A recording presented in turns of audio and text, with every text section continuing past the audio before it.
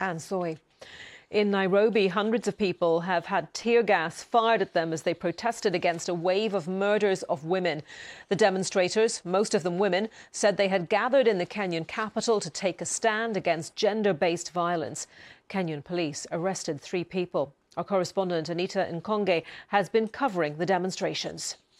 Right, well, we were with the protesters from 9 a.m. this morning, and all of them were chanting the same thing and pushing the same hashtag they've been pushing on social media: end femicide in Kenya, stop killing our women. And as the day progressed, also saying we are peaceful protesters. They were saying that because the police kept shooting out tear gas whenever protesters would gather, and this kept going on throughout the day.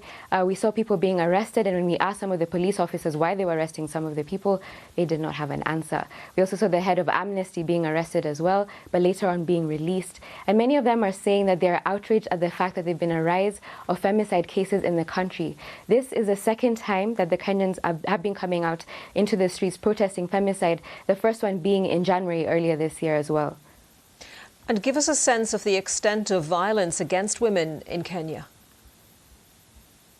Okay, well, to paint a picture, in June of this year, there were 42 mutilated bodies of women that were found in a dump site, and the suspected perpetrator was arrested and escaped custody and is yet to be found. That angered a lot of people. Additionally to that, recently the police announced that in the last 3 months, there were 97 women who were killed due to femicide, and that is actually what triggered this protest today. And remember, this is the last day of the 16 days of activism, so they decided to commemorate the day as well.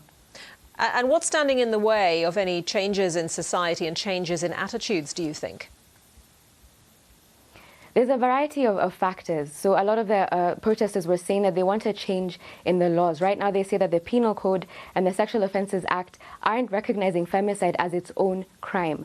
Usually those who are arrested for similar cases, it's usually murder or homicide, and they say that they want femicide to be recognized as its own crime. Additionally, they say that the government isn't doing enough.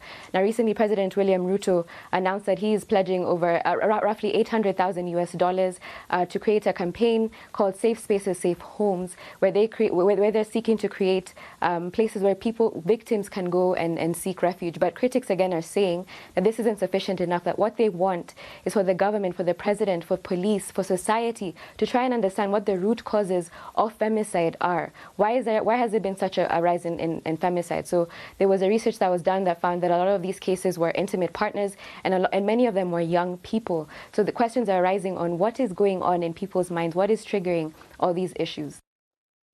Anita.n